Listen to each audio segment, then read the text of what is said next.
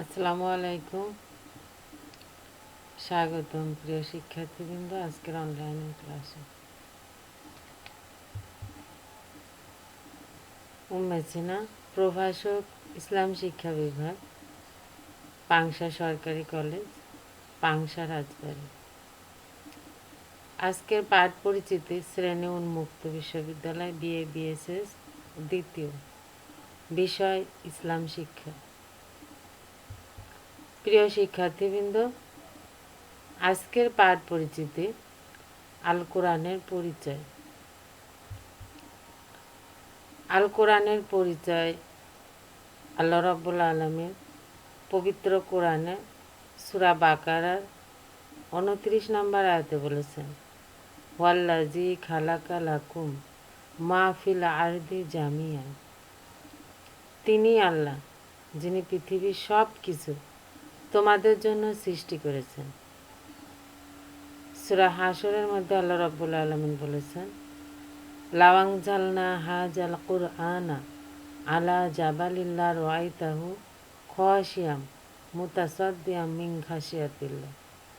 যদি এই কোরআনকে আমি পাহাড়ের উপর অবতীর্ণ করতাম, তবে পাহাড়গুলো আল্লাহর ভয়ে ধুনা পশমের মতো উড়ে বেড়াত, কম্পিত হতো পাহাড়গুলো। কিন্তু এই কোরআনকে আল্লাহ রাব্বুল আলামিন এমন একজন মহান মানবের উপর অবতীর্ণ করেছেন, যিনি আমাদের বিশ্বনবী, বিশ্বনেতা মুহাম্মাদুর রাসূলুল্লাহ সাল্লাল্লাহু আলাইহি সাল্লাম।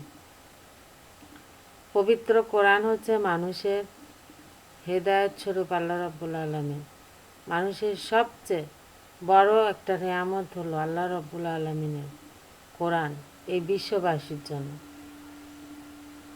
আল্লাহ রসুল বিদায় হজের সময় যে ভাষণ দিয়েছিলেন, তার ভাষণের মধ্যে একটা গুরুত্বপূর্ণ কথা ছিল এটা, আমি তোমাদের মাঝে দুইটা জিনিস রেখে যাচ্ছি, যদি তোমরা আঁকড়ে ধরতে পারো তবে তোমরা কখনো পথভ্রষ্ট হবে না। এর মধ্যে একটা হলো পবিত্র কোরআন, দ্বিতীয়টা হচ্ছে হাদিস। কোরআন হচ্ছে মানুষের হেদায়েত স্বরূপ, মানুষকে সঠিক লক্ষ্যে আল্লাহর দরবারে সঠিক গন্তব্যে পৌঁছে দেওয়ার মাধ্যম হলো পবিত্র কোরআন। কোরআনের আবিধানিক অর্থ, কোরআন শব্দটি দুটি শব্দমূল থেকে গঠিত। 1 নম্বর, কোরআন শব্দটি কারউন শব্দ থেকে গঠিত হয়েছে, অর্থ পাঠ করা, আবৃত করা ইত্যাদি।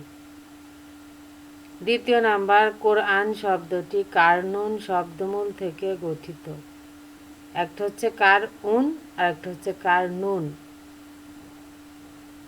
কারনুন অর্থ হচ্ছে মিল, সামঞ্জস্য, একত্র করা। সুতরাং বিভিন্ন বিশ্লেষণ এবং বিভিন্ন পর্যালোচনার মাধ্যমে আমরা এটা বুঝতে পেরেছি, কোরআনের আবিধানিক অর্থ হচ্ছে একত্র করা, সংগ্রহ করা, পাঠ করা, আবৃত্তি করা ইত্যাদি। প্রিয় শিক্ষার্থীবৃন্দ, এই কোরআন হচ্ছে আল্লাহর পক্ষ থেকে আল্লাহর বান্দাদের জন্য সবচেয়ে উত্তম নেয়ামত। আল্লাহ রাব্বুল আলামিন যুগে যুগে অনেক নবী রাসূল, অসংখ্য নবী রাসূল প্রেরণ করেছেন। যত নবী রাসূল প্রেরণ করেছেন প্রত্যেককে তার মধ্যে 4টা বড় কিতাব, তাওরাত, ইনজিল, জাবুর, কোরআন। কোরআন নাজিল হয়েছে শেষ নবী মুহাম্মাদুর রাসূলুল্লাহ সাল্লাল্লাহু আলাইহি সাল্লামের উপরে মানব জাতির হেদায়েতের জন্য। আল্লাহ তাআলা এই কোরআনটাকে আল্লাহ রসুলের মাধ্যমে এই দুনিয়াতে নাজিল করেছেন। কোরআন নাজিলের যে সময়কাল আছে, দীর্ঘ 23 বছর ধরে এই কোরআন মুহাম্মাদুর রাসূলুল্লাহ সাল্লাল্লাহু আলাইহি সাল্লামের উপর অবতীর্ণ করা হয়েছে। পবিত্র কোরআনের সূরাকে দুই ভাগে ভাগ করা হয়েছে, মাক্কি সূরা, মাদানী সূরা। পবিত্র কোরআনে মোট 114টি সূরা রয়েছে, 6,666টি আয়াত রয়েছে, মতান্তরে 6,236টি আয়াত। রুকু রয়েছে 554টি। প্রিয় শিক্ষার্থীবৃন্দ, আজকে আমাদের একটা গুরুত্বপূর্ণ বিষয় হচ্ছে কোরআনের পরিচয়।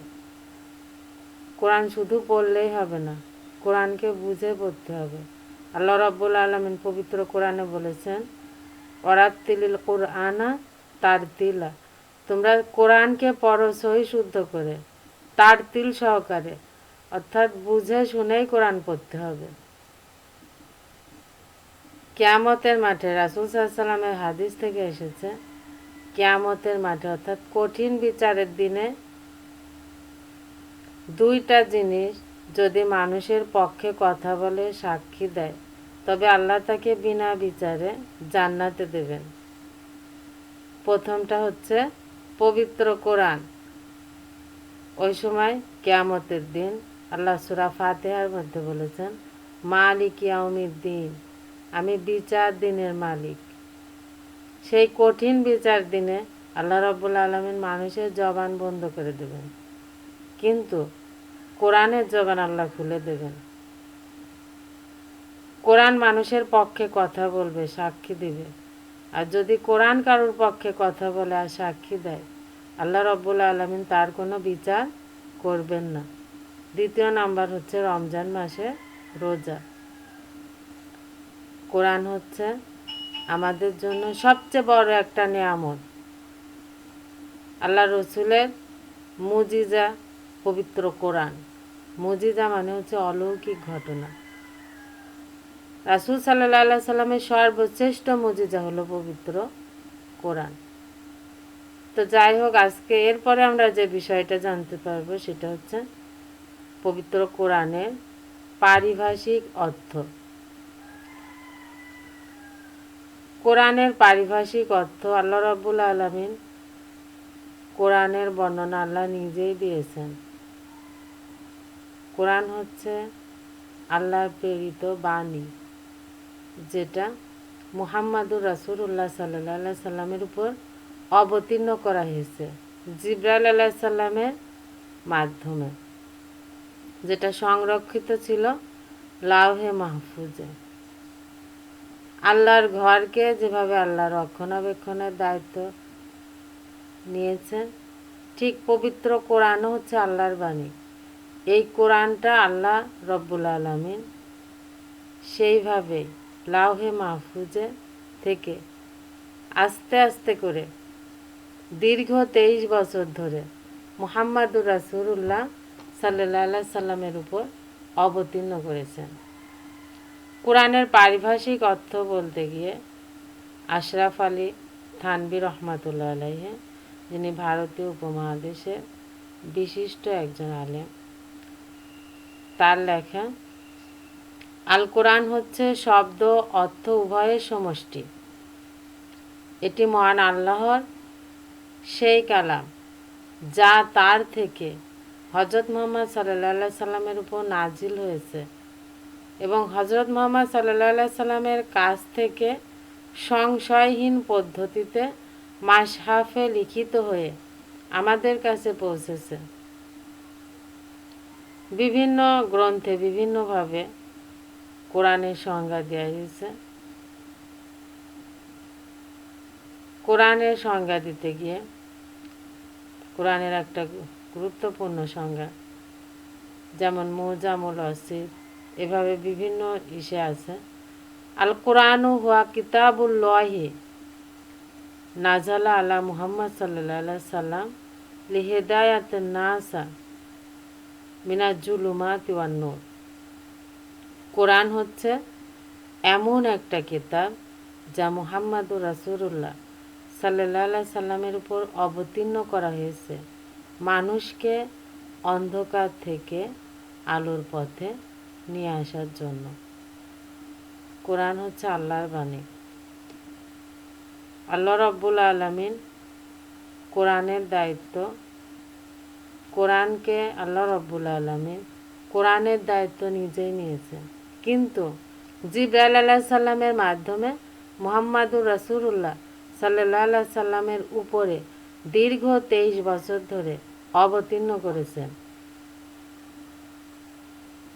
মানুষকে অন্ধকার থেকে আলোর পথে নিয়ে আসার জন্য। প্রিয় শিক্ষার্থীবৃন্দ, আজকে আমরা একটা গুরুত্বপূর্ণ বিষয় আলোচনা করলাম, পবিত্র কোরআনের পরিচয়, পবিত্র কোরআনের আবিধানিক অর্থ, পবিত্র কোরআনের পারিভাষিক অর্থ।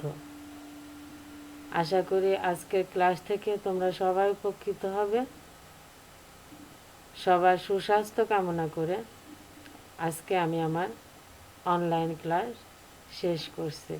আসসালামু আলাইকুম ওয়া রাহমাতুল্লাহি ওয়া বারাকাতুহু।